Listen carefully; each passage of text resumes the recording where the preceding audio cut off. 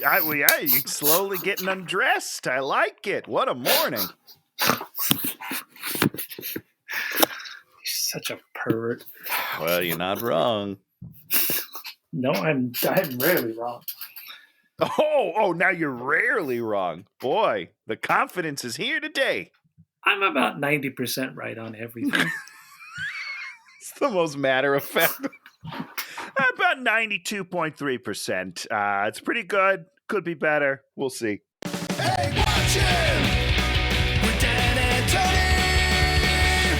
Hey, watch him! With Dan and Tony! It's Hey, watch him, yeah! Welcome to Hate Watching with Dan and Tony. Tony, just drank some water. I'm feeling great. I'm nourished. I'm rehydrated. My voice sounds phenomenal. Thank you, everybody. Listen to Tony, professional actor and comedy guy. Semi-professional at best, amateur to be fair.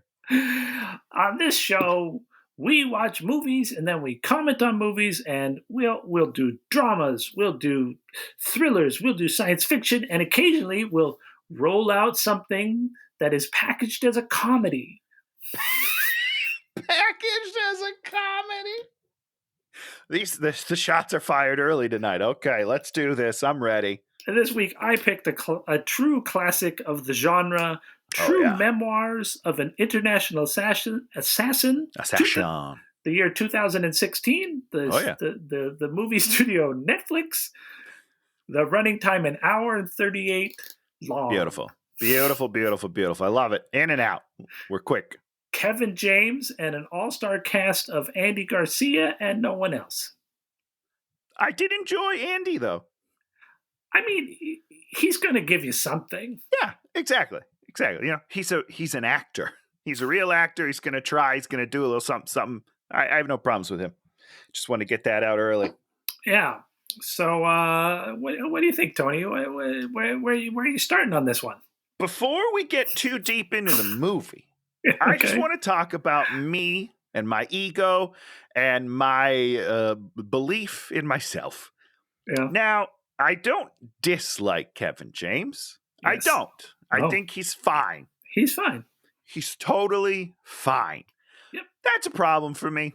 Fine isn't good enough. Fine, in my mind, fine isn't good enough for me to not work. You know what I mean? Like, this guy, he's okay. He's not good. Especially like in this movie, he's not believable. He's not all that funny. He's not good. He's fine. He's meh. He's blah. And I was like, yeah, I could do a job. Just give me any job. I don't care. I don't enjoy seeing performances that I think that not only could I match, but I might be able to do better. I don't want to come out and be like, oh, I'm better than Kevin James. I'm probably not. I'm about equal. I would say I'm equal. That's where my confidence is at. I'm equal. Give me the job. When you say he's not all that funny, I think you're stretching it, because I think if they hired somebody, did you laugh once at one of his jokes or something else? Well, that's what I know that I wrote down some laughs that aren't his. Yeah, okay. I'll have to. You keep talking. Let me try to find one that might be his. This movie, and we did I think it was the follow-up movie to this one, which was the one where he played the stupid New Orleans coach that went home to coach his high school team. Yeah. Oh, boy. At least that movie had some humorous bits and had some sort of joke things. But in both of these movies, you can go back and rewatch this other one from a year ago. Because I wouldn't do it. I wouldn't either. He sets himself up where he's not the butt of the joke very much. Correct. And so he doesn't actually get to make any jokes or do anything funny. Yeah. And it's weird because he is a chubby white man. And just by default, we should be the butt of jokes.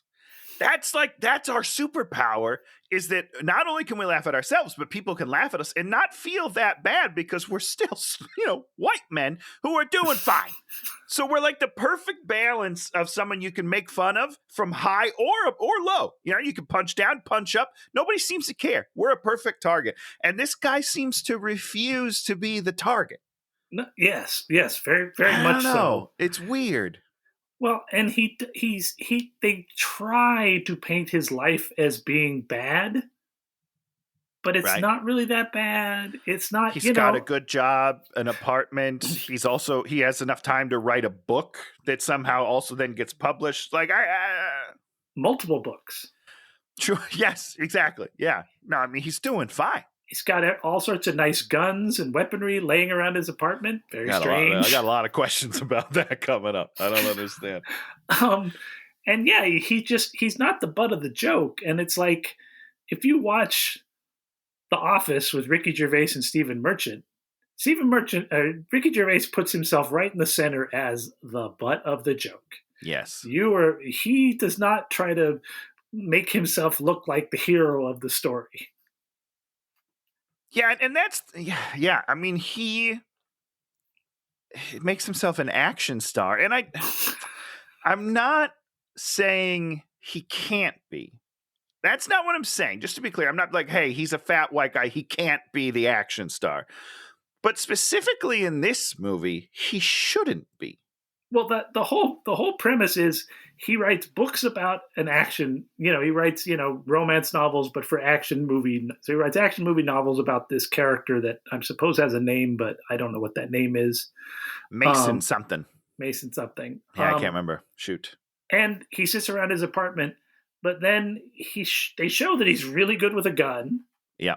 And then by the end of the thing, he's actually performing the gunshots, jumping onto the helicopter, saving the day, doing 100% of the action, except maybe one final thing.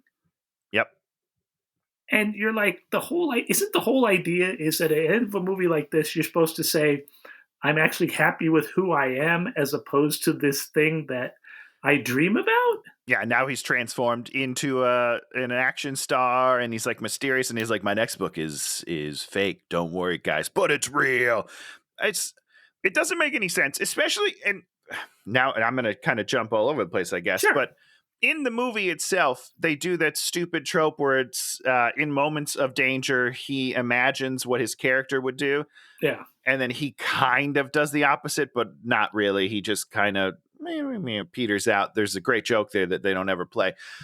But by the end of the movie, he's doing the things that he was dreaming about. And I don't like that. And I don't know. I took offense to it. I don't know that I took offense to it, but that's because you're not fat, Dan. Listen, as a fat guy, I take offense because it's like, no, Kevin James, you're enough. You're good enough, buddy. You don't need to become an action star. And the sort of flip side of it all is there's one joke in there where he solves a problem by having knowledge of his actual job about actuarial tables.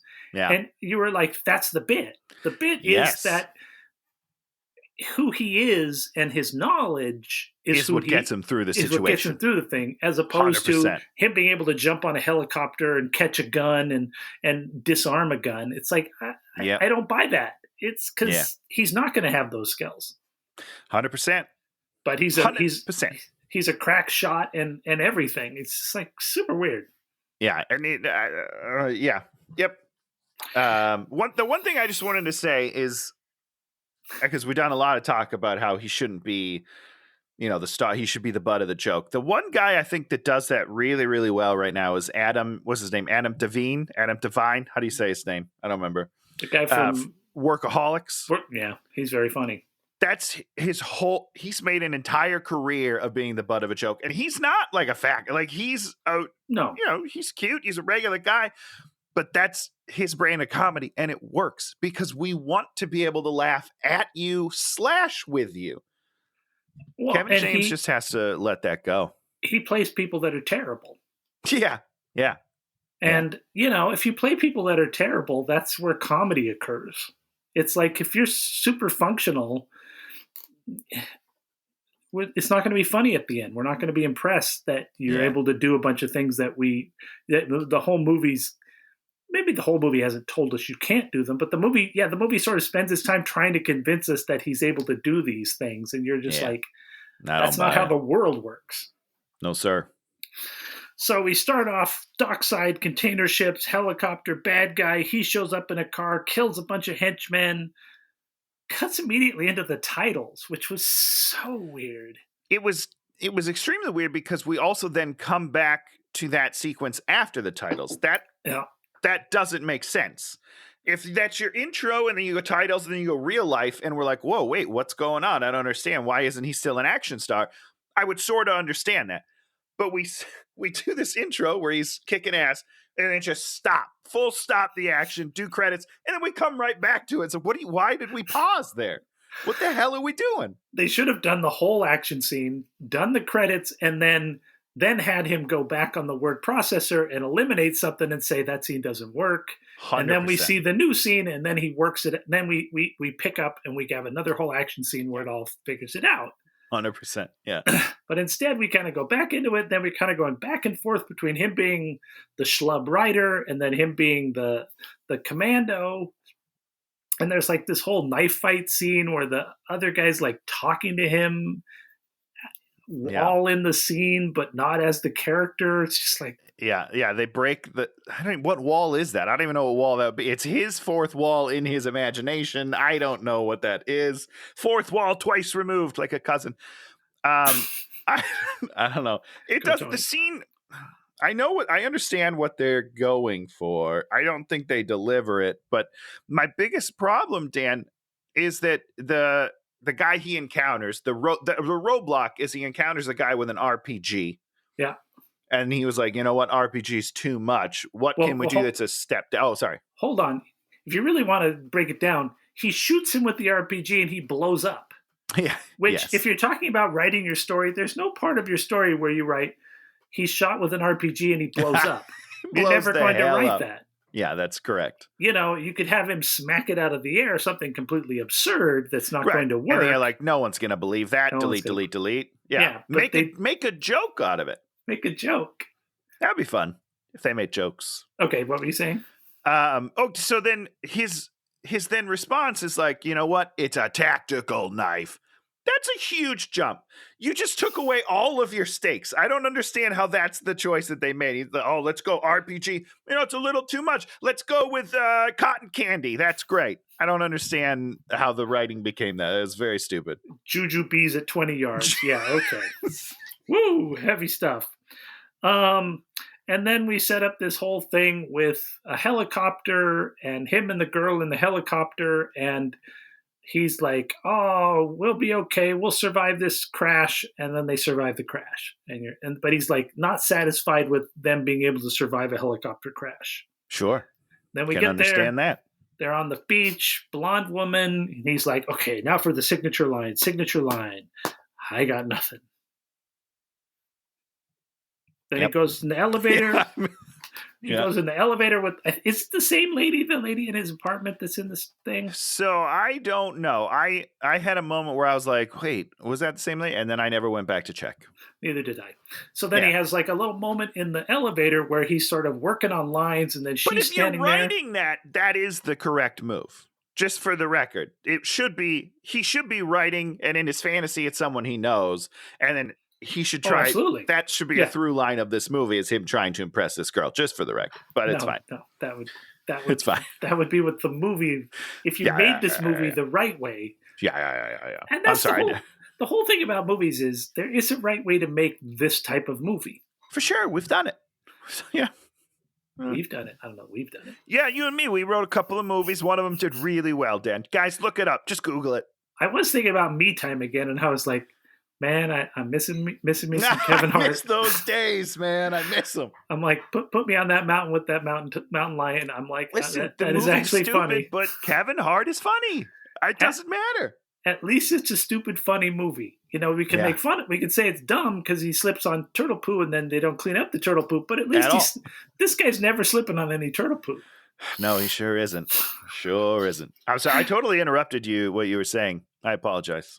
We get a little scene where we show the elevator with the lady from Yes. This part was when I laughed, Dan. I'm almost positive. Okay. I mean, he made a couple little jokes. Yeah, okay, but now that I'm reading what I wrote down that I liked, it's not really his delivery. It's just the situation, which is funny. Which is he's like practicing the lines of what he should say in the book, and she's hearing him because he's saying it out loud. And then she's like, "I'm sorry, are you still talking to me?" And he says, I was just thinking about what I'd say to a beautiful woman, which is funny because he's implying she's not beautiful. That made me chuckle. Nothing to do with Kevin James. Well, it's a good line, and you've built up a tension. You've put this people in a thing, and then he like literally unintentionally insults her. Then we should have had line 2. Then line 3. Oh, no. Another beautiful woman. Not that you're not beautiful. You know, there's 12 lines you could do there to make it really uncomfortable, but he doesn't make himself really uncomfortable. That's not the end of the scene. No. And by any means, that shouldn't be the end. That's your first bump, and then you got 2 or 3 more beats after that you got to hit. Yes. I mean, in dark comedies and in these kind of comedies, you're supposed to make people uncomfortable. That's the 100%. joke. Yeah. We go to work. He's looking at guns at work. The boss comes over there. We realize he's in a bad job. He's in a fine. Oh, no, you have to work on the weekend? Suck it up. Jesus. Did he have to work on... They said that. He never did work on the weekend. Of course not. He went to Venezuela. And then we never deal with it. Why didn't he come home and have to deal with his boss? Like, that's the catharsis of that character that we need to see. As he comes home, the boss is like, did you do your reports? And he's like, I don't do reports anymore. Karate chop. I mean, that's not right. I loved how you turned into Diedrich Bader right there for a second. Karate chop. And then we have him back to the office working on the book, practicing guns, throwing knives, showing that he has all these magical skills. He throws a knife across the room, dead center into a dartboard. No, he can't do that. If you were that good at darts, you would be at the pub throwing darts, and everybody would be like, I'd be hustling everybody. Be like, oh, I don't know how to play any darts. Bam, bam, bam, bam, bullseye. So stupid. I wish I could do that.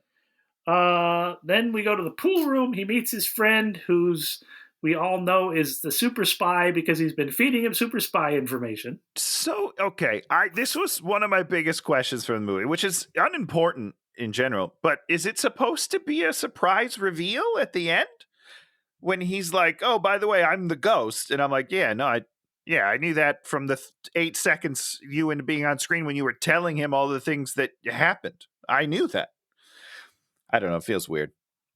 It was really stupid. It's very telegraphed, guys. Years ago, I worked at a place where we moved artwork, and we were sending a piece to Israel. Great. And so anything that goes into Israel, they send security agents from Mossad to like check out the situation, make sure you're not putting a big bomb or whatever. Oh, shit. Okay. These 2 dudes showed up, and they were amongst the most dangerous people I've ever seen in my life. These guys, oh my God, they would cut your throat and like go home and have their dinner and not even speak of it and not even care. Yeah, just one of those things that happened today. I don't know. How was your day? It was fine. Slit a couple throats. I wouldn't worry about it. I'll say the dude, he emanated that pretty good. Yeah, absolutely. Which is part of the reason why I was like, yeah, that's the guy. Yeah. I know that. We all know that. So Kevin James is like working out the helicopter bit, and he's like, how do you do this? And the dude's like, well, I've heard this story about a guy called the Ghost. Yeah. And you're telling me Kevin James doesn't see through that? Come on. Come on, Sam. And instead of riding the helicopter down, you got to jump out of the helicopter. Wow. This is some high-tech stuff. This is some big knowledge. Blew me away. You don't want to be inside the helicopter when it crumbles to the ground? Wow. Never would have guessed. You know, people have fallen out of airplanes that, exploded in the air and fallen all the way to the ground and survived. That would be a scary thing to do, Dan. I just want to throw that out there. There was like one lady that survived in her seat. The seat landed, boom, she's in the seat, landed alive. So that's incredible. I don't think the people that were in the plane did as well. No, they sure didn't. That's just not the way it works. So he's like, but don't use this in your book. Don't use this in your book. Don't use it. And we're all sitting there going like, this guy's an asshole. He's going to use it in his book. He's going to use it immediately. Doesn't even think about it. He just goes right for it. It's not like, oh, I'm stuck. I better change it to this. Or he doesn't have that moment of like feeling bad before he does it. You know what I mean? Oh. He's just like, call me the Ghost. This is good.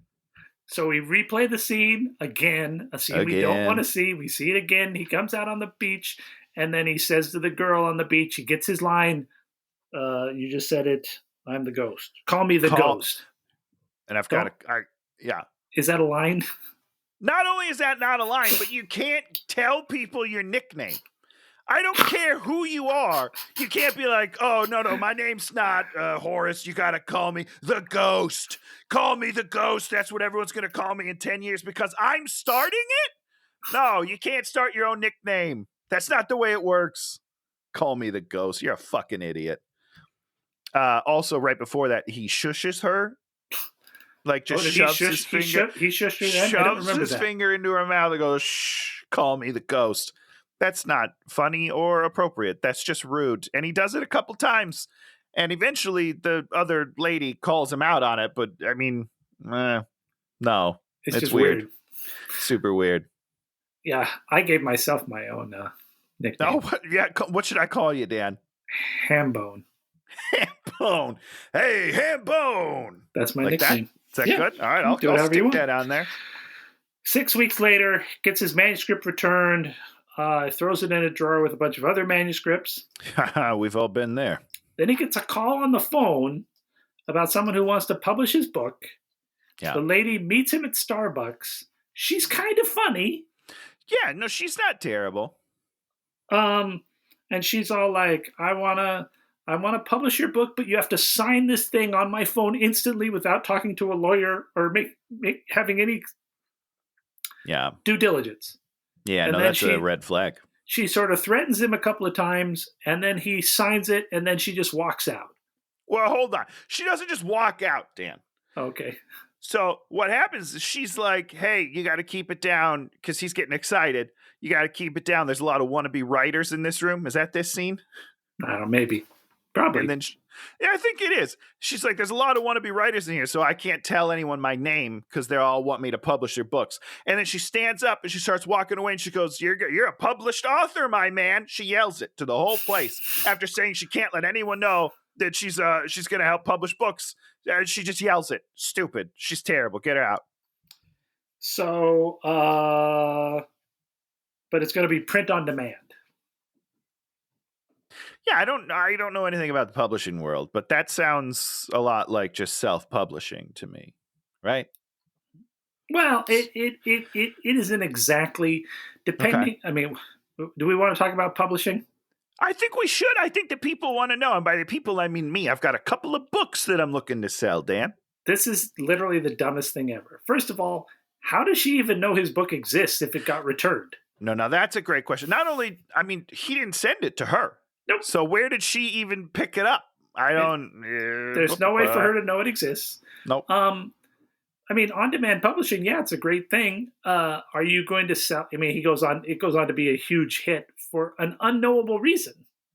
I mean, if there was like some reason, if something happened, to make it go viral in some way, but it's not. It's just arbitrary because the one thing is it shows up on their website and they say that it's true. Yeah. And just because somebody wrote something is true, nobody's going to believe it.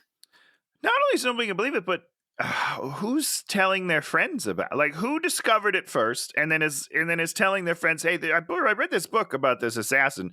You should read it." Why? Why would I? It doesn't even sound that good. And instantaneously, they've sold 10,000 copies. Yeah, I mean, can you imagine if we sold 10,000 copies of this podcast? Wow. It's insane. And so she meets him again at Starbucks and she's like, here's 5 large. Is 5 large $500 or $5,000? I think it's 5,000. Right? Oh. I don't know either. They don't clear that up. Yeah. But let's pretend it's 5,000. What's that?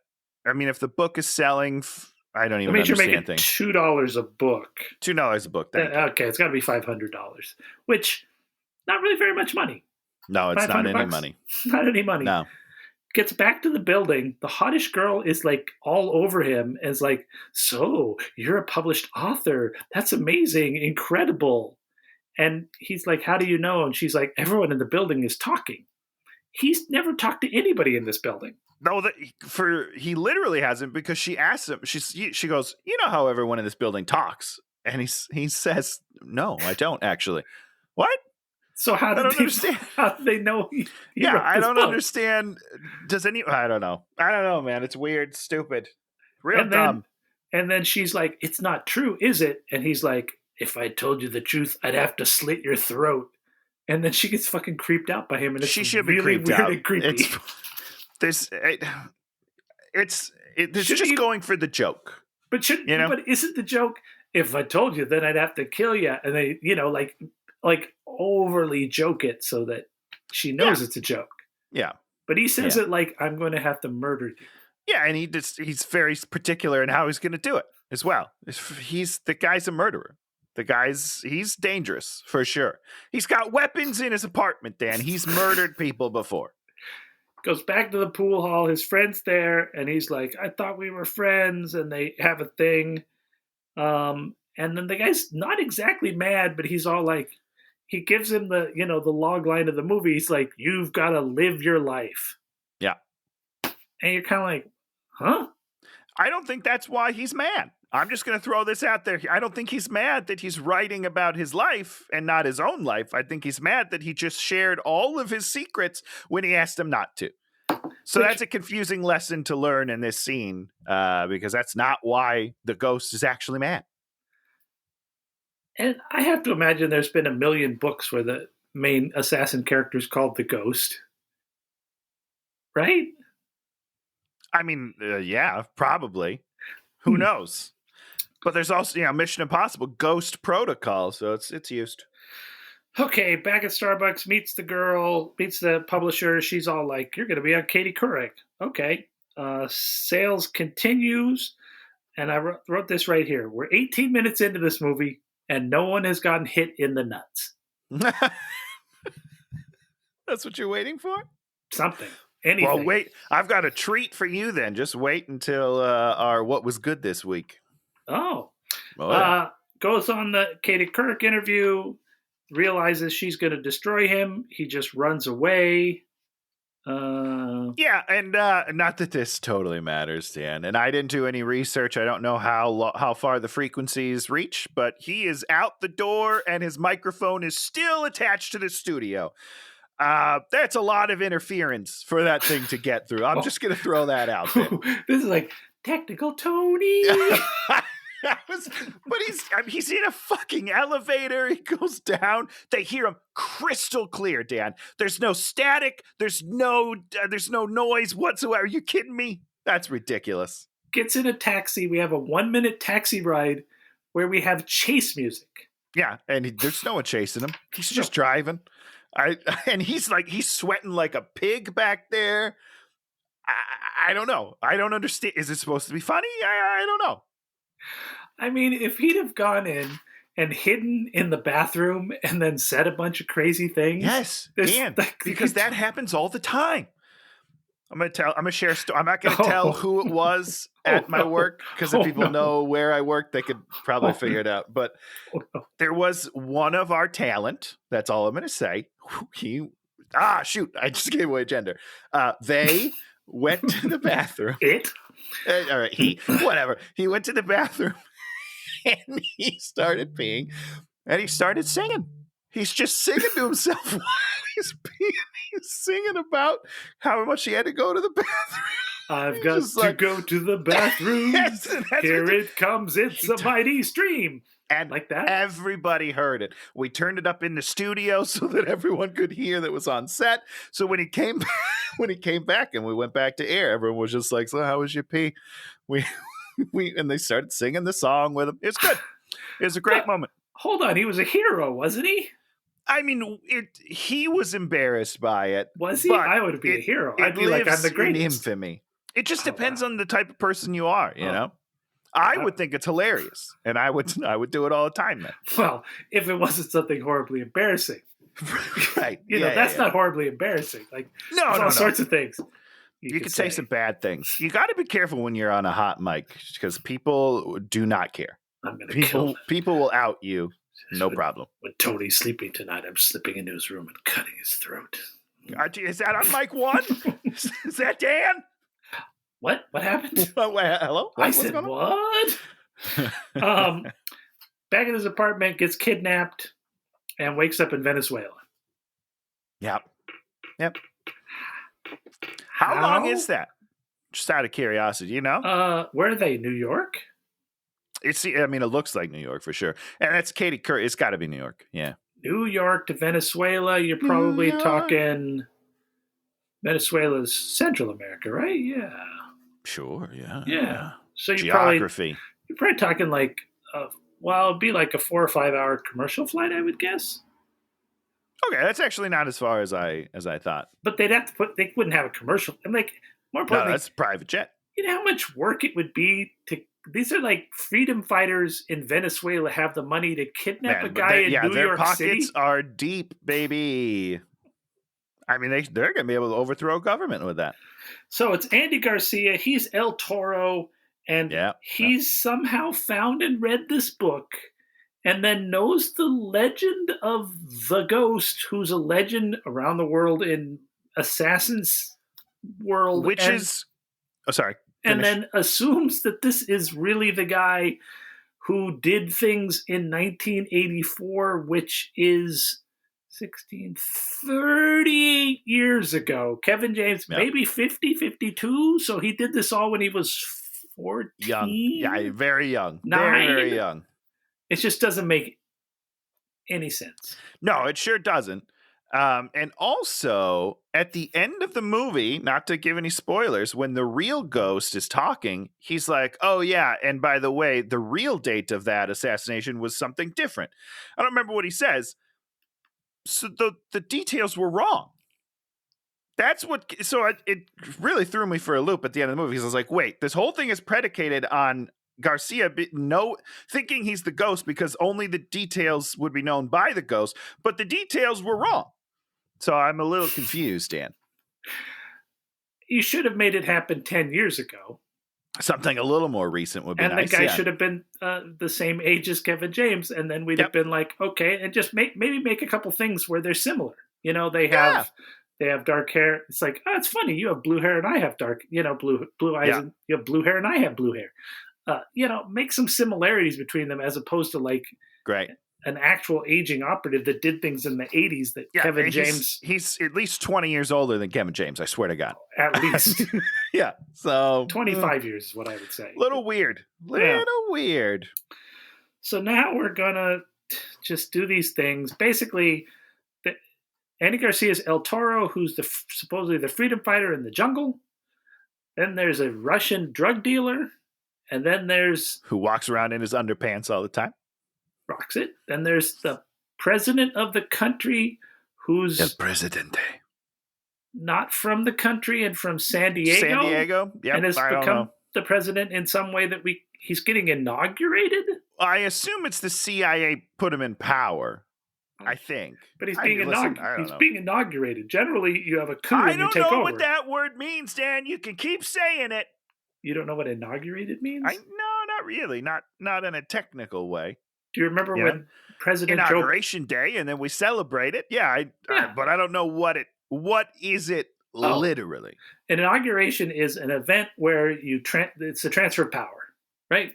Okay, yeah, that's what I thought. Where the one president becomes the other president, and it happens on a specific day, and then the other president has to leave. So he's not already president? Doesn't make any sense to me. It seems like he's already president. It seems like he's been president for a while. Everyone calls him El Presidente. That is confusing. That is confusing. I guess if President Biden was then, won again, I guess he'd have another inauguration day. So I guess he just. Oh, you do? I guess you inaugurate yourself. Yeah, is that the right term? Yeah, because self-inauguration. Because you'd have those parties again, right? I don't know. I wouldn't. That feels a little self-serving. It's like, oh, I'm transferring the power back to myself, motherfuckers. I don't know. Well, inauguration day is the day of the transfer, so you'd still have that, but you wouldn't really have an inauguration because he's already the thing. Yeah, I don't know. It's kind of weird. That's weird. That's very strange. I mean, it doesn't make sense in the movie. You're like, why is this the main transition day? Can't you just make it his birthday or something? Oh, I love that. Yeah. Big birthday bash. So there's the president who doesn't like being president, and then there's a general who's there. So these are our 4 players, and the rest of this movie is just going to be all of them sort of wanting to eliminate another part of the triumvirate or the Yep. square, and they all see Kevin James's character Sam, ooh, what a name, Yeah. as the person who's going to kill these people, and then he's always saying, "Yes, I'll do the next person," and then never does any of them. Well, I don't know. And that's the whole movie. Yeah. We're just going to skip the next 2 or 3 pages where things happen. That's probably fine. Go right to the end. No, we're not going to do that because we're insane. Oh, I wanted to point out one joke that I think we missed at one point. This is when he's getting in the elevator and he's talking with the lady the second time, and she's like, everyone's talking. She says something about Snapchat. He doesn't know what And his that response is, I don't know. I'm not on the Slapchat. Everyone knows what Snapchat is. I don't care if you use it. You know what the fuck it is. If Well, you're on this planet, you've heard of Snapchat. Well, it's not a joke either. It's just saying something. It's just saying something stupid and makes him sound like he's not a part of the planet. Sorry, that was it. That was all I wanted to So say. El Toro gives him a driver who's the sort of good-looking guy who sort Yeah, of... Juan. I like Juan. You know that guy or no? No, Just I a would guy. get to know him, in a biblical sense. So the CIA is down in Venezuela. It's Rob Riggle and another guy, and they're kind of watching him, and they sort of play some sort of role. They figured out a role where they can make Rob Riggle not funny. Yeah, it's so. I as always watching it with Naomi. She was like, "Why don't I like him right now?" I was like, "I don't know what they've done, but they've stripped away all of his personality somehow on purpose." They were like, "You know what? If you want to be in the movie, you can't be funnier than anyone else. You just can't. We won't allow it." There's one scene with them where there literally is no joke. They just deliver like 3 lines, and there's like they don't even try to insert a joke in what they're doing. Yeah. Although I will say he does have my favorite joke of the movie. Oh, okay, good. You'll have to remind me because I didn't. Yeah, write we'll that. get there. We'll get there. We have some B-roll. We say that Caracas is the most dangerous city in the world. Sure. The driver is like, you got to do this or I'll kill you. And then he imagines being effective. And then he goes to pee and then he runs away. And then he steals a motorcycle. And then he goes to the police. Yeah. So the guy's chasing him for a little bit down the stairs. Yeah. And there's a motorcycle in the stairwell.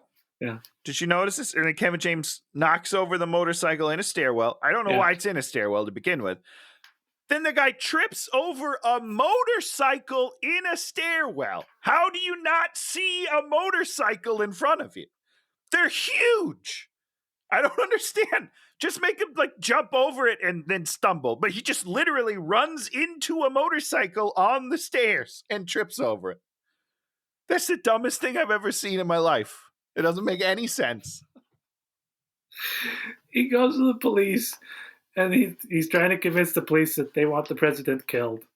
And the cop's like, he points to the computer. It's like, the computer doesn't work. I don't know. That was funny. Because they have one. Yeah, we have one computer. Doesn't work. Doesn't work. Yeah. And that scene, I don't know. I was a little disappointed because I liked the idea of him saying his book wasn't a real book because it's not published in hard copy. Yeah. But it didn't land all the way. I can't remember what happened. I should have written it down. But that scene should have been funnier. They made a Twilight joke, which is like, wow. Of course. Yeah. I mean, it's the second Twilight joke of the movie, Dan. And this, oh, that's right. I did write this down because he reminds me of you. Who does the cop? This police guy. It's kind of funny. Because when Kevin James goes, well, have you heard of Twilight? This is his response. Let's see if I do it. Oh, I've heard of Twilight. He gets excited about it. I was like, that's Dan Goodsell right there, getting all juiced up over Twilight. That's all. In my science fiction class, the teacher like pulled out the Twilight to show us stuff and how badly it's written. Which is true. I mean, I don't know. It just seemed like Twilight's like such this easy thing to like sort of beat up on. Yeah. I don't know. Well, the movie's not. The movie's great. And I was just going to say, do you like the book? Have you read the book? I have not read the book. Okay. I'm sure I wouldn't enjoy it because it's not made for me. But the thing that's sort of interesting, I maybe we'll talk about this because we've only been talking for an hour. Yeah. It's the difference between high and low. Do you know what that is, Tony? Like the up high and down low. I know that very well. There's high art and there's low art, and Oh, there's like sure. fancy art in museums, and then there's, street art or whatever. Or you can, there's you have things like this Kevin James movie, which is kind of low art, and then you have Wes Anderson, which is comedy for highbrows or whatever. And let me say, the majority of the time, I will take low art over high art any day. And that's Tony's existence. He wants 100%. to be listening to like the lowest of the music, where it's like, whoa. I'm listening to the Wonder Years right now. Their new album is fantastic, Dan. Okay.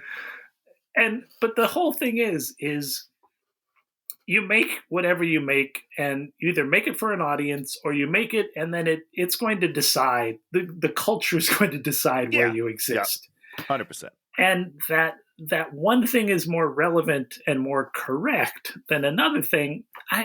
I'm starting to have more of a problem with that myself.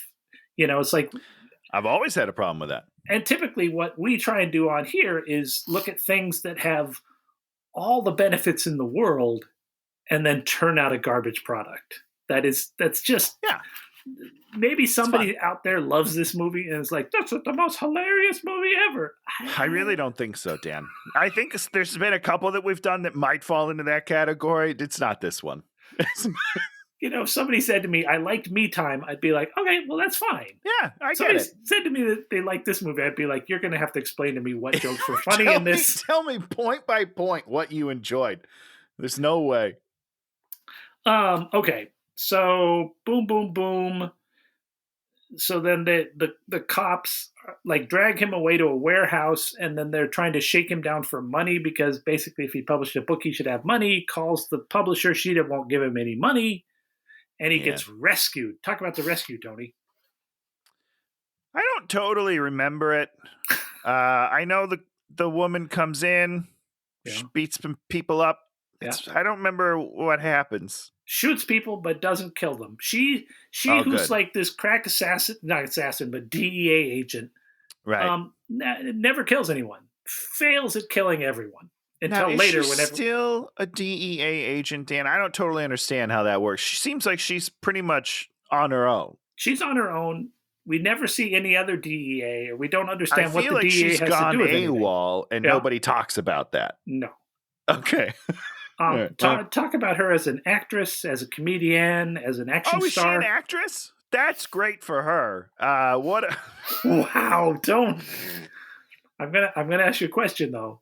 Yes. You're gonna talk about her acting. Okay. The girl in Infinite versus this girl.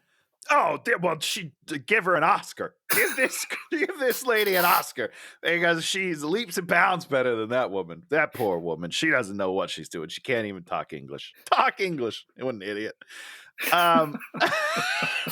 Here's my biggest problem, and I'm going to show you before I talk about it. Wow. Show and tell with Tony. And scene.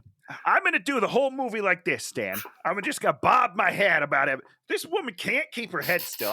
She's driving the car, and she looks like she's driving over a mountain or something. She's like bobbing all over the place, talking to Kevin James. She's staying still. Just hold your body still and have a conversation like a human. I don't understand what's happening. But she's definitely better than the lady from Infinite.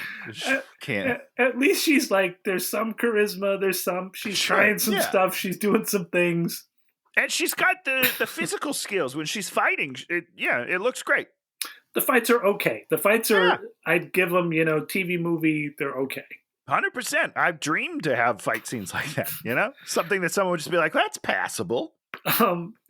We start this bit where she calls him insulting names because he's fat. She calls him Sam and Cheese. I laughed. I think that might have been my one laugh in the movie. That was good. Sam and Cheese. Good. She calls him Honey Baked. And then ham. Honey Baked Ham is the best. There was one other one. Oh, she calls him McRib a little later. And then she just sort of stops this bit. And this bit should have been through the whole fucking movie. And it should have gotten bigger. It should have gotten more as we went along. Just more absurd, more mean. I I don't know. I was really looking forward to it. They just drop it, and I'm like, you got a thread. It's funny. You have to. That's why they dropped it. It probably continued on, but in the editing room, they were like, this is getting too funny for the movie. We got to cut the rest. We can't keep that going. Leave some jokes. Leave some jokes, please. So he goes to see the Russian. Russian's wearing sexy underpants. He doesn't get his Zima, and so he murders. The Russian murders his guy that's worked for him for 100 years. Yeah, I guess so. I don't know. It's just supposed to show that he's unhinged, I guess. But yeah, it's the classic case of let's have him kill someone because nothing has happened in this movie, and maybe that'll add stakes to it. And here's my question: when we do things like that, Dan, what are the incentives for his people to still work for him? Do we talk about that ever? Because if this guy's just offing people left and right, I'm just quitting. I'm going to a different guy. I'll be like, you know what? You're a bad boss. I'm going to go to a different boss. People work for drug dealers, and drug dealing is a dangerous business, and they know it's a dangerous business. But, if he's shooting people right in the face when they haven't actually done anything. 100%. He didn't double cross them. He's just like, oh, yeah, they were out of it. Sorry. And I'm going to shoot you. I'm getting out of there. But fuck that guy. Comedy people think that doing that is raising the stakes and being comedy. And it's not. Yeah, it's dumb not. Comedy people. The CIA is watching. Oh, yeah, that was the no joke scene. No jokes. Yeah. So now he's supposed to go kill the president. Great. So the driver guy shows up from El Toro, and there's a fight. And then the CIA is watching, and they're like, maybe this is real. Yep. And then Kevin James finally takes a swing at the driver guy, and it hits him, but then he beats Kevin James up, and then he says, Kevin James, you punch like a small child. Yeah, which I wish there was a funnier line there, because making fun of his abilities is funny. However, 10 minutes later, probably more than that, 20 minutes later in this movie, Kevin James kicking the shit out of people. So how did that change? He either hits like a small child or he hits like a Greyhound bus, which is what it looks like at the end of this movie when he's just beating the shit out of folk. Very confusing. He does the gun thing where he makes the guy's cartridge fall out, and then the guy just clocks him right in the face. Was that on accident, or did he do that on purpose? He did that on purpose because that's a skill he has, yeah. Okay, so that's funny if it's an accident. You know what I mean? If they play it up like Kevin James just kind of swings at it and he knocks the thing, it's like, whoa, and then gets hit, because it's like, oh, I'm winning, and then gets hit. There's a nice play in this. I mean, it's just stupid. Well, I don't like this movie. They're trying to do the buildup of him getting better and more confident of doing his things, but he does a thing, but he gets slapped down still. So he's all like almost there. Yeah, I don't like it. That's the thing. I don't like that trajectory. He runs to truck. Now a man of action. Oh, they're hiding out from the police. He runs out to the truck. They arrest him. They take him to the president and the general. And there's a little tiny bit where the general comes in and he's like, El Baño. He wants to go to the bathroom.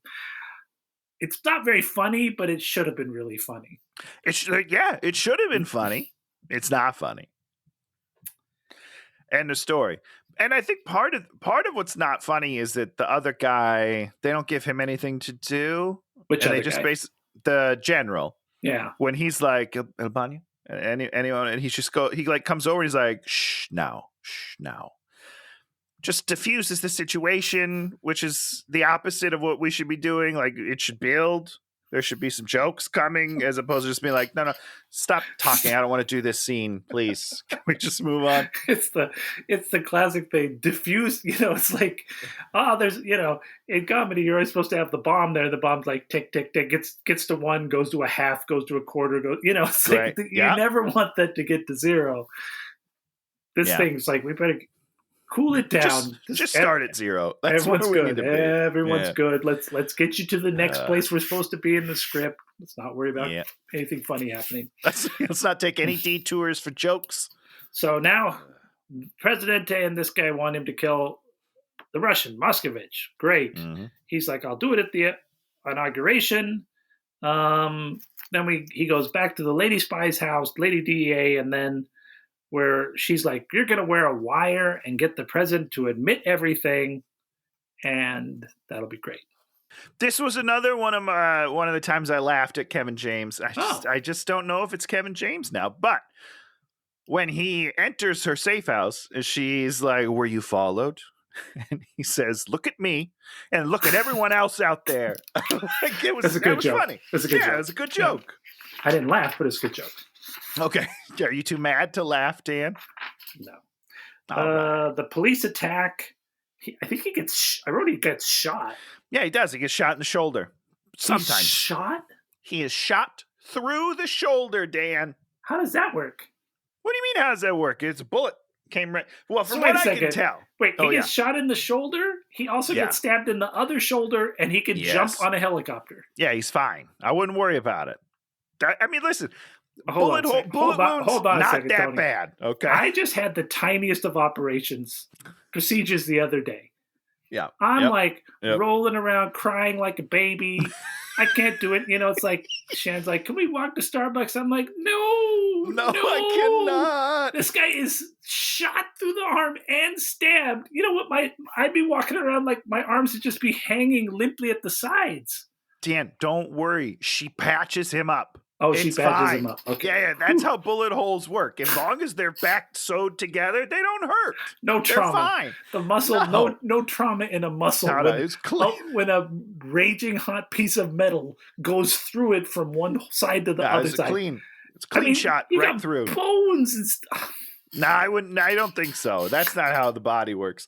But you don't remember him getting shot? They're standing at the window, and she's like, I won't let anything happen to you. And then he immediately gets shot in the shoulder, and he's like, I'm dying. Which the whole scene should have been funnier because he needs to really ham that up because he's a normal guy. He just got shot for the first time ever. He needs to be very upset. Well, the bit is he gets you should get winged. No, where it's like, but they show it to you, and they're like, yeah.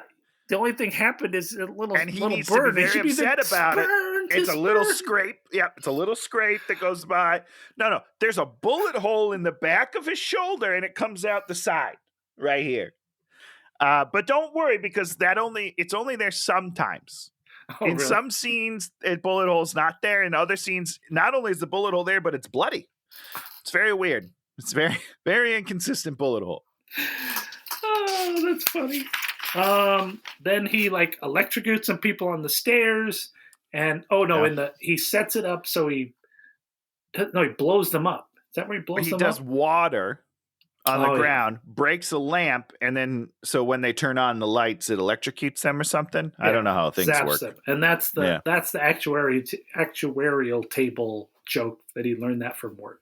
Exactly. Yeah. That's the bit. Great. But nope. Yeah. Fine. Quiet moment. She says she's out of resources, and so this is the big switch in the movie where he says, "I'll just do it." Yeah. It's fine. I'll do all the things that are so dangerous and I can't do, but I'll do them. This is a guy that just got shot in the arm, and he's doing the switch. Why? Because he loves her? Because he's a tough guy now? What's happening? Yeah, he's a tough guy. I mean, once you get shot, it changes your whole life, and you're like, I'm ready to go.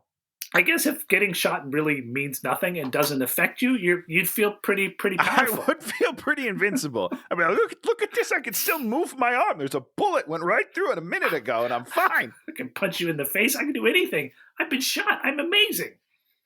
He doesn't even get a sling for an hour. Nothing. No. Oh, yeah. It's good stuff. He goes to El Toro to get an army because they have an army, and we learn that the DEA agent lady's name is Rosa. This is the first time we learned that? First time I learned it. Holy shit. I did not know her name until this point. I didn't know her name until you just told me.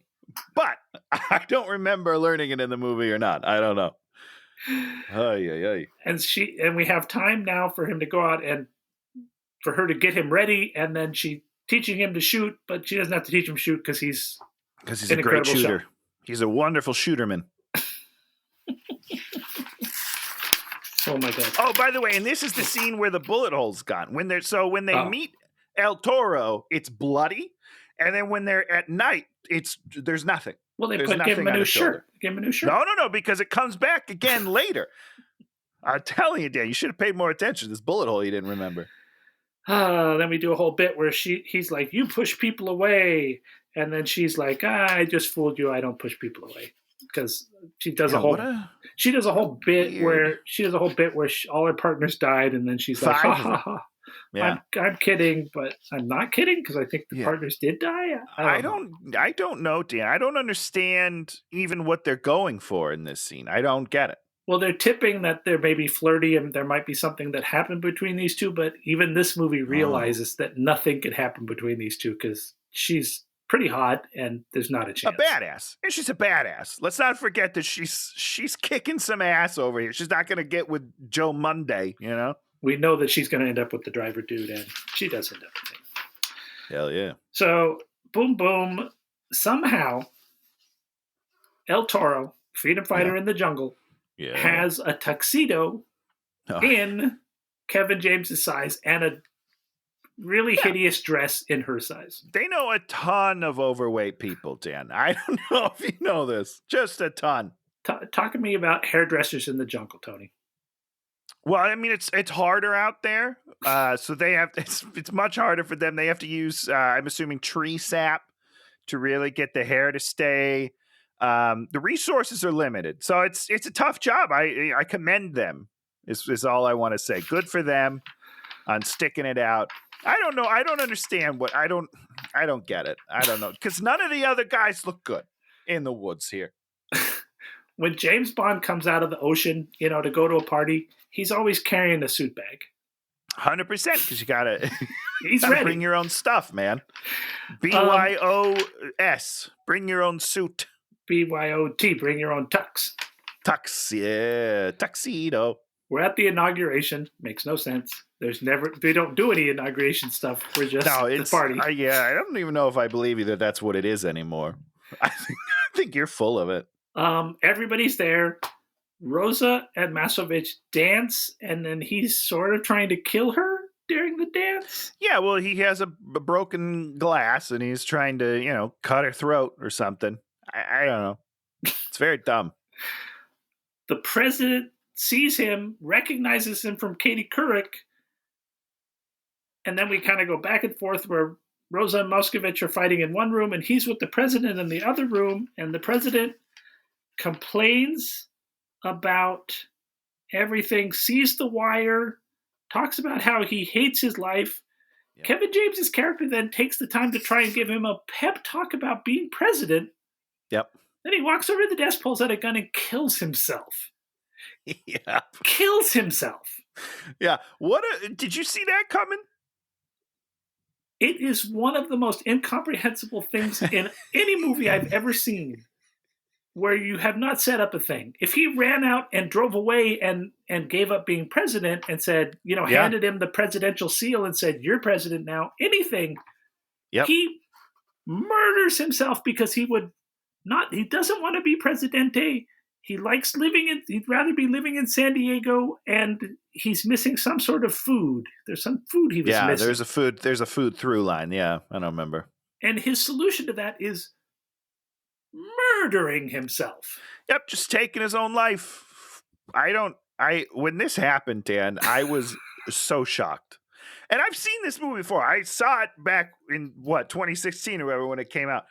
I feel like I would have remembered that. So maybe I fell asleep. I don't know, because that was wild and so out of character for the movie. It was so out of left field. From this point on, lots of people get shot in the head. Too many. Yeah, almost too many. And it's not like this guy did anything. I mean, he's a president of Venezuela, which is very strange. We're assuming he probably does some fairly terrible things, but we don't know them. All these primary people are murdered, but we don't really set up that they're the most horrible people in the world. Nope. It just sounds like a lot of whiny, power-hungry people killing the other people in power. It's like Game of Thrones, but in 8 minutes. It's like, what was the Sandra Bullock one, the Mystery Temple one, the Island Temple one with Channing Tatum? Yeah. Yep. I don't remember what it's called, but yep. he's like a crazy guy that wants a certain thing, and maybe somebody dies in that movie. I don't know that anybody dies in that movie, but it's a light comedy. You don't have people committing suicide for no reason and lots of people like taking headshots on screen. The Lost City. The Lost City. Great fun movie. Yeah, very fun. Yeah. How this movie should have been. Brad Pitt's so good in that movie, everybody. If you haven't seen it, just see it for Brad Pitt. Oh, his little bit. Oh, so it's good. So good. Now, Dan, before we continue, we just skipped over my one big laugh of the whole movie. Oh, okay, Rob Riggle. Which is the CIA agents, because they were just watching all this unfold. And they decide to take a bet on whether or not he's going to succeed at killing the president. Yeah. And the one dude basically says, I'll bet you 1 year's salary that he's going to kill the president. And Rob Riggle goes, it's the easiest $17,000 I've ever made. That was my biggest laugh of the movie. $17,000. We don't pay our people nothing. It was very funny. I thought it was great. It's a good joke. Yeah, it's a good joke. Surrounded by a lot of not good jokes, but it made me laugh really hard. So Ruiz walks into the room, General Ruiz, and just shoots Moscovich in the head. He's dead. We're done with him. Finally. They arrest Sam, take him away. El Toro frees him, and then El Toro's like, I'm going to kill you because you know everything? I guess, yeah. What does he know? Just he knows that, oh, boy, what does he know? I don't know. Then the CIA comes and cleans him up. I don't know what that means. Well, they bathe him, stitch up his wounds, because now he's got a knife wound and a gunshot wound. I guess they say, I guess they don't want him killing him. So they're like, you can't kill this dude. We're taking it. Well, yeah, he got like a state pardon release thing or something. So they're going to drive him to the airport, put him on a plane. For a second there, I thought Rob Riggle was going to be the big bad guy. And well, it seemed like that was kind of the direction they were headed. But and then we veer away from that. Yeah. He records Rob Riggle saying something bad, and at the airport, El Toro has Rosa. Yeah. At the airport, he uses the blackmail to get away from them, and he's like, I'm going to go save her, and he steals their SUV. Well, he also fights them very competently. I don't know what training you need to be in the CIA, but I feel like you probably know a little bit of how to defend yourself. They also have guns. They also each have a gun. That is correct. And Kevin James handles them both pretty easily. They're fighting in the middle of an airport, busy airport, yeah. Guns in hands. At one point, near the end, there's a woman walking behind them, not a care in the world, not even looking over. Now that's a good extra. Just you find your line and you stick to it. That's all you got to do, ma'am. So that's awesome. Back at El Toro's camp, what El Toro wants is he wants all of the information that Rosa has collected about the drug trade. He's about to become president of a huge economy, which he can loot for any amount of money in the world. Like one singular stupid cocaine dealer cannot even imagine the resources you have access to when you're president of a country. I mean, these guys can loot an amount of money that's unimaginable, but he's worried about cocaine routes? Well, yeah, he wants to do both. He's a multifaceted, talented guy, Dan. He can't just be pinned down to one job. So Sam attacks the camp with their car. He rigs the car with C4. Yeah. And all the guys run up to the car. He pushes the button and he kills all of these guys. But all of them, Dan. There are seemingly no more guards outside because then he just walks in. He kills like 6 guys and that's everyone. Yeah. Tony. That's first of all, yeah. You know what? Whoa. He just murdered 6 guys that didn't do anything to him. No, they were totally stand-up guys the last time he saw them. Just they probably fed him. He probably had drinks with them at some point, laughs. Because he was at the camp with them. And he just blows them all up. Murders them. They try to make it funny by his clicker not working or something. I don't know, man. Is he like a master of demolitions too? That we learned. Yeah, you didn't know that? No. You didn't know that. That's the problem, Dan. I didn't All know right. that. I don't remember this being part of the movie where Well, he it's was. not part of the movie per se, Oh, but we just assume he could do all these things. yeah. Once you see him do it, you're like, oh yeah, he's good at that too. I guess it makes perfect sense. The driver dude doesn't want to shoot Rosa, and then there's a big face-off, and there's a big fight. Who throws the knife that sticks in Kevin James? Is it Andy Garcia? Yeah, that's Andy Garcia because he does his famous line, "Don't bring a knife to a gunfight," which is a famous line from something completely different, but they use it a bunch in this movie. And then he gets to scream, "You brought a knife to a gunfight!" Didn't land for me. I was really sad. It didn't bother me that much. I was like, okay, well, that's at least that makes sense. Yeah.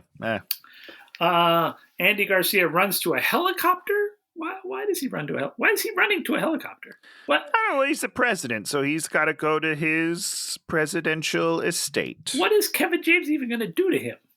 Right? Just scold him. I mean, maybe. shouldn't he have like lots of men? Shouldn't the man in the helicopter park the helicopter, take out his gun and shoot Kevin James? All 6 of his men are already dead.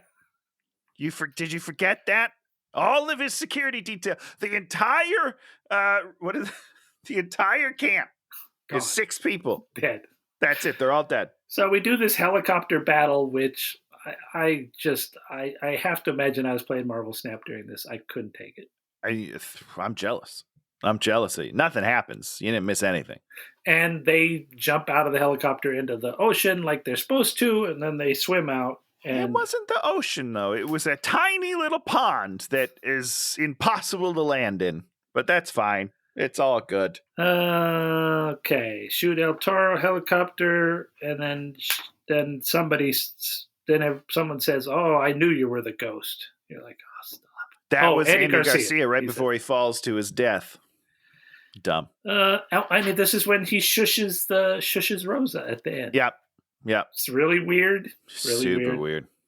Oh, and then the general drives up in the middle of the jungle to exactly where they are. I guess they were just following the helicopter the whole time. In the jungle. I don't know. Yeah. And then, boom, his friend shows up, shoots the general and his attaché in the head, and walks out and says, "I'm the ghost. Surprise!" And we were not surprised. I knew it the whole time.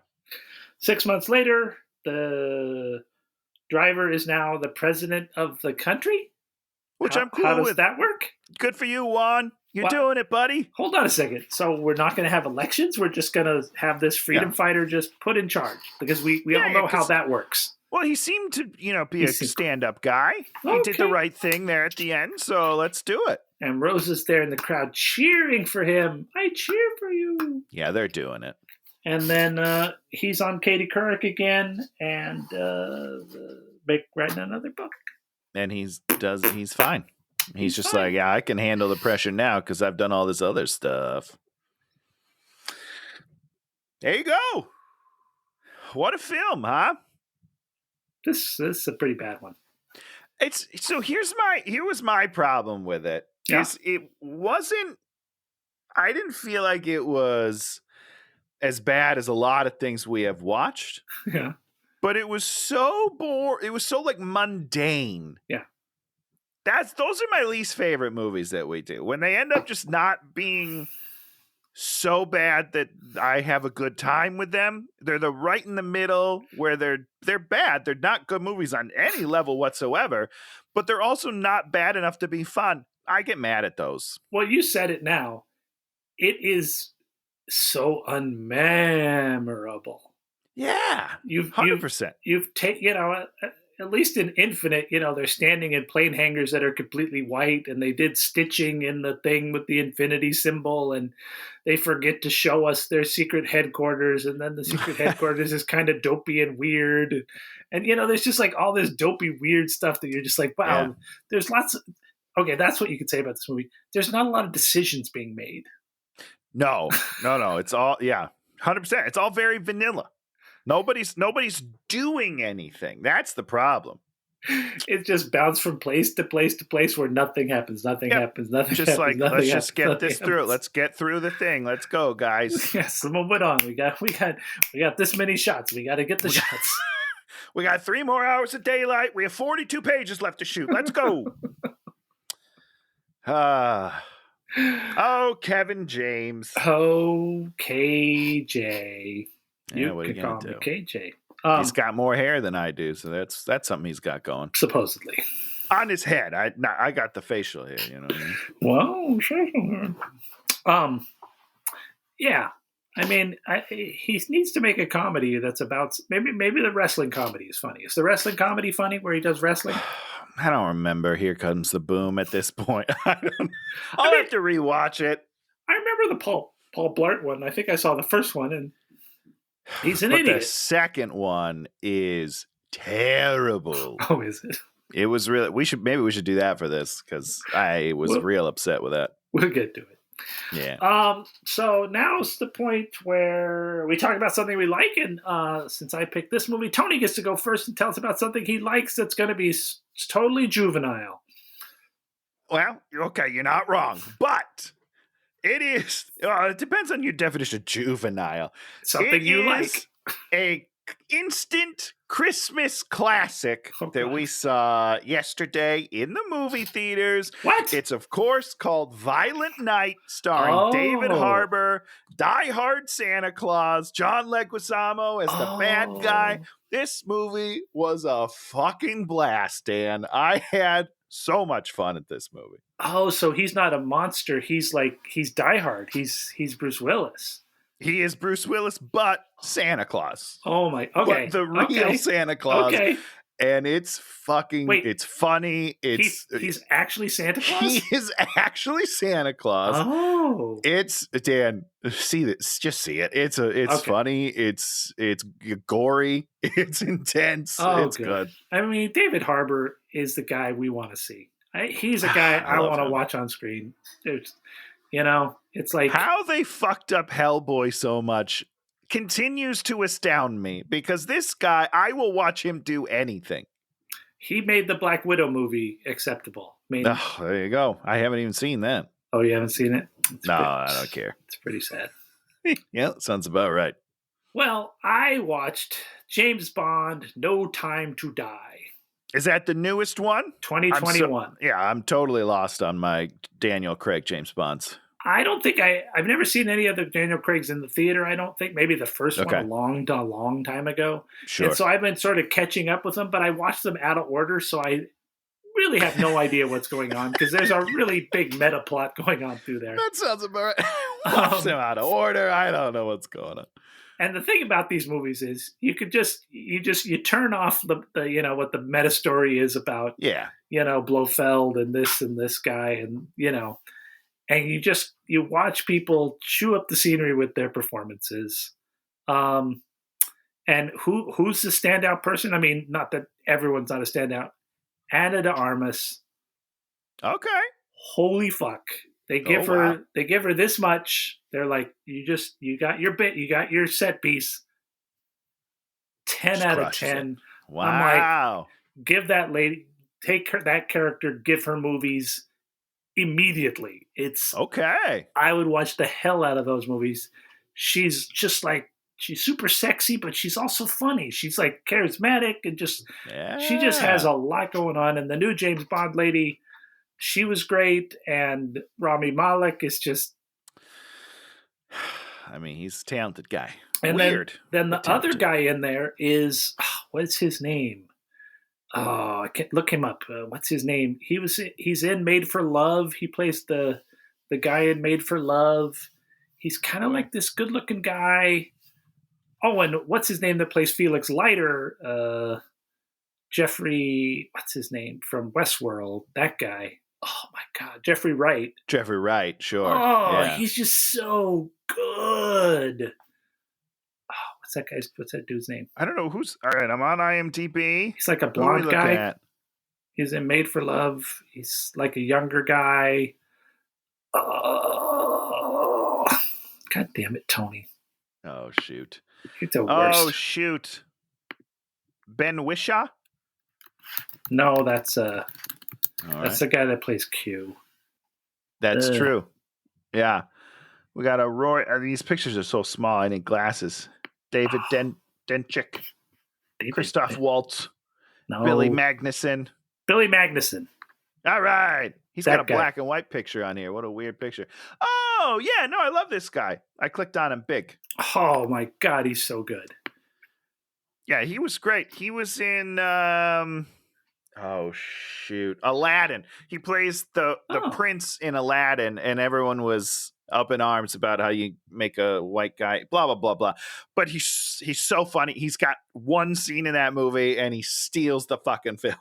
He's funny, but he also can play serious. He also so happy to play assholes, and he plays assholes so good. That is correct. Yeah, you're just like, this guy, he's wonderful. So it's like, you just see this cast, the production design, and you're like, it's the same movie. You know, it's like Kevin James just wants to be in a movie like that, and it's like, you can't be in a movie like that. Unfortunately, you can't, KJ. I'm sorry. It's not in the cards for you, bud. You're just gonna make like this little thing that's like a pastiche of it, and it's gonna feel weak. Yep. Tony, what do you got for us next week, baby? All right, so you're probably gonna get mad, I'm breaking mad. the mold. I'm breaking the mold a little bit because next week, I believe, is Christmas week. Hold on, do you know what breaking the mold means? Yeah, you're doing something different. No, right? What is breaking rules. the mold? Breaking the mold means you make one and that's it. After you make something, you break the mold, so you can't make another one. Yeah, that's what I'm doing. We're not going to do another one just like this one because it's going to be so good. How about that? That's exactly what I meant, Dan, you idiot.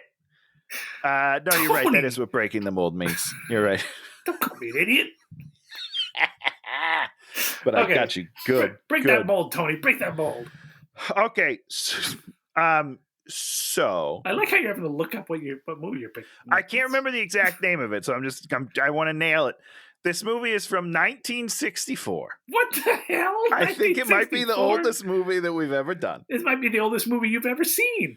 I haven't seen it yet, so let's not jump to conclusions. It will be the oldest movie you've ever seen. That is quite possible. If you make it through it. I just based off the trailer, I don't know if I will. They did not. We don't make movies like that anymore because now we make good things. You know what I mean? I don't know. I can't even imagine look what like a movie. Is. Okay, so it's Christmas week. Happy holidays, everybody. And to celebrate, we're going to watch a movie called Santa Claus Conquers the Martians. Oh, Pia Zadora. Okay. What's that mean? You don't know who Pia Zadora is. Is that a person? You're too young. I don't know that. Okay, Santa Claus Conquers the Martians. Yeah, classic kid thing. Yeah, this will be fun. Is it? It's a kids movie. I love it. Good. Yeah, Pia Zadora as one of the little girl. Great. Yeah. I just want to celebrate Santa Claus. Okay. You know? Yeah, we'll bring some more because, I'm sure we'll have plenty of things to make fun of it for, and it'll be completely absurd. It's going to be good, though. I probably saw it when I was a kid on television, but I can't say I've seen it since then.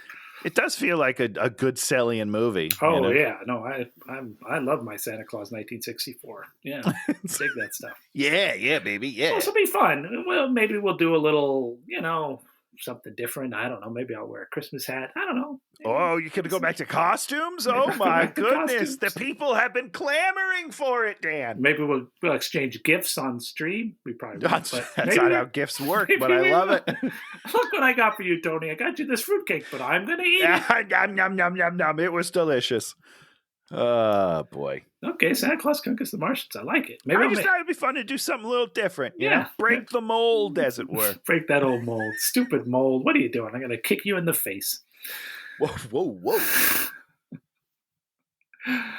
And as always, if you like what we're doing, leave us a comment, give us a thumbs up, maybe think of subscribing because we're going to be back next week somehow. Somehow we've continued to do this because we don't care if anybody else watches. We're having a good time. We're best friends, everybody. Get over it. It's like, how often do you socialize with anyone, Dan? Well, my buddy Todd calls me on the Zoom, and I talk to Tony, not the Zoom, Skype, and then I talk to Tony for 1.5 hours every week on the playground. This is called Playground? What is this? It's like It's, some yeah, weird they porno changed thing? all their What is names. happening? This is Zencaster, but they've changed all their. It's a whole weird thing now. I don't even. You know what? I take back even calling them out. I don't even know if I like it anymore. I don't know what you're saying. And so we'll be back next week for some holiday cheer. Jingle, jingle, jingle, jingle, Yeah, jingle, happy jingle, holidays. jingle, Goodbye, everybody. jingle.